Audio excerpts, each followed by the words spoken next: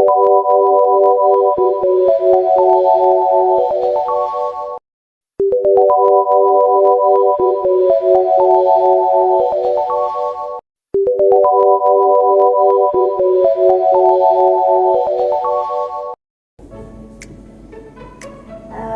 bismillahirrahmanirrahim. Assalamualaikum warahmatullahi wabarakatuh. Waalaikumsalam warahmatullahi wabarakatuh. Ibu-ibu, sebelumnya terima kasih ya sudah menyempatkan waktunya untuk mengikuti penyuluhan dari saya. Sebelumnya perkenalkan, nama saya Syarah dari mahasiswa Poltekkes Kemenkes Tasikmalaya, program studi D4 Pembidana. Nah, di sini saya akan melaksanakan penyuluhan terkait anemia pada ibu hamil. Nah, di sini ibu-ibu hamilnya udah berapa lama nih? Saya 8 bulan. Ibu 4 bulan ibu. Ibunya? Saya 6 bulan. Ibunya? 4 bulan ibu. Nah, iya. Nah, jadi di sini saya akan menjelaskan terkait anemia yang bisa terjadi pada ibu hamil. Nah, sebelumnya saya izin membagikan selembaran ini ya buat jadi acuan ibu-ibu biar bisa nyambung gitu nanti ngobrolnya sama saya. Bentar ibu.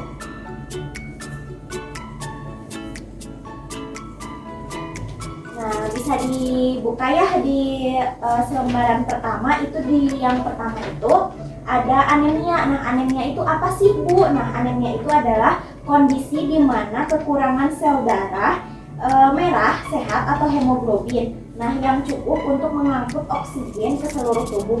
Jadi, anemia itu merupakan kondisi tubuh itu kekurangan oksigen yang tidak bisa kekurangan sel darah merah sehingga tidak bisa mengangkut oksigen ke seluruh tubuh. Nah, apa aja gitu kan tanda gejala dari anemia ini? Nah, tanda gejalanya itu bisa dibuka ya, Bu. Itu ada kelelahan, terus lemah, pusing, atau sakit kepala, sesak napas, kulit juga pucat atau kekuningan ya, detak jantungnya cepat atau tidak teratur, terus sering nyeri dada dan juga tangan dan kaki yang ibu rasakan itu seperti dingin gitu ya. Nah, sekarang pertanyaannya kok bisa gitu terjadi anemia itu karena apa? Nah, yang pertama itu karena pola makan yang terganggu. Nah, biasanya kan kalau yang di trimester pertama atau bahkan di trimester kedua ya 4 bulan ke sana masih suka mual-mual ya. Nah, itu kalau misalnya ibunya mual-mual itu bisa mengganggu pola makan sehingga nanti bisa mengakibatkan anemia. Nah, yang kedua itu cadangan zat besi rendah. Nah, ibu hamil kan emang asupan zat besinya itu kan harus tinggi ya karena sesuai dengan perkembangan janinnya juga.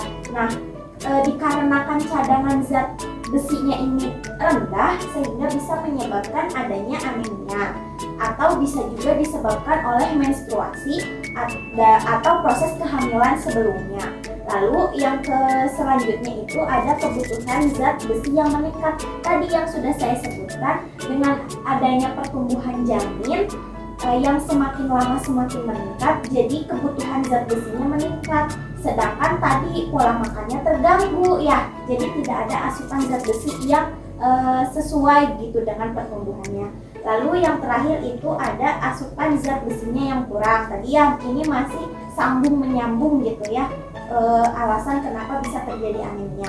Nah, dari asupan zat besi yang dikonsumsi ibunya itu hamil kurang karena tadi adanya rasa mual. Lalu ada apa aja nih jenis-jenis anemia ya di halaman selanjutnya itu yang pertama ada anemia defisiensi zat besi atau kekurangan zat besi, ini jelas ya. Lalu yang kedua ada anemia megalostatik atau kurang vitamin B12 dan asam folat. Kita semua tahu ya kalau ibu hamil ini penting banget untuk mengkonsumsi asam folat. Lalu yang ketiga ada anemia aplastik atau sumsum tulang tidak dapat memproduksi cukup sel darah merah.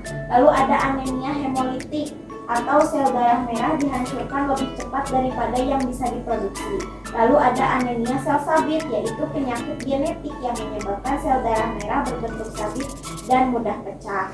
Nah, itu. Lalu apa aja resiko anemia pada ibu hamil ini? ada faktor resikonya untuk ibu dan ada juga untuk janin. Nah, untuk ibu ini resikonya yaitu kelelahan yang berlebihan, infeksi, perdarahan saat nanti melahirkan, dan komplikasi pasca persalinan. Lalu untuk dede bayinya atau untuk janinnya itu berat lahirnya itu nanti rendah ya, kelahiran prematur, dan resiko gangguan perkembangan. Lalu bagaimana Bu pencegahan dari anemia ini? Kan kalau dijelasin secara rinci ini kayak bahaya banget ya. Nah, maka dari itu perlunya pencegahan sedini mungkin, yaitu dengan cara makan makanan kaya zat besi seperti daging merah, sayuran hijau, lalu kacang-kacangan, sereal yang diperkaya oleh zat besi. Lalu yang kedua itu ada konsumsi suplemen zat besi atau vitamin. Ini biasanya diberikan oleh ibu bidan ya setiap ngecek kehamilan. Lalu yang ketiga mengatasi kondisi medis yang mendasar. Lalu yang keempat memeriksakan diri secara rutin. Nah, itu beberapa poin yang memang bisa ibu telaah ya, bagaimana apa itu anemia, penyebabnya, tanda gejala, sampai pencegahannya. Nah, sampai di sini dari ibu-ibu, apakah penjelasan saya ada yang kurang jelas dan ada yang ingin ditanyakan?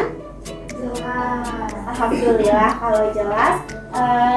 Untuk sesi berikutnya ini ada sesi evaluasi ya. Nanti saya akan bertanya kepada ibu untuk memastikan apakah ibu sudah paham tentang materi ini atau tidak.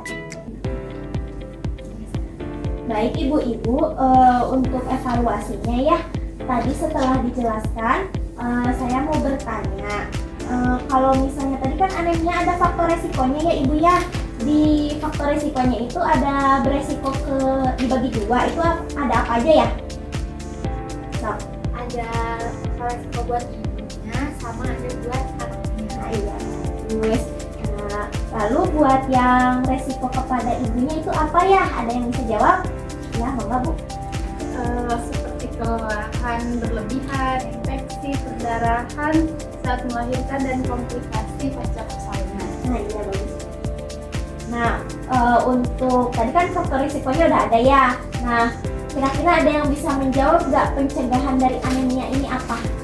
Saya Bu, nah pencegahannya itu makan makanan yang kaya zat besi seperti daging, sayuran, sayur hijau, dan kacang-kacangan, dan konsumsi suplemen zat besi atau vitamin, mengatasi kondisi medis yang mendasari, dan memeriksakan diri secara rutin. Baik, alhamdulillah evaluasinya bagus ya, ibu-ibunya sudah paham tentang apa yang sudah saya jelaskan tentang anemia pada ibu hamil. Mungkin dicukupkan sekian penyuluhannya. Semoga apa yang saya sampaikan tadi bisa bermanfaat kepada ibu. Ibunya sehat, dede bayinya sehat, selamat, lancar sampai proses melahirkan. Baik, saya tutup. Wassalamualaikum warahmatullahi wabarakatuh. Waalaikumsalam warahmatullahi wabarakatuh. Udah. Terima kasih teman-teman. Aduh, udah alhamdulillah. Dari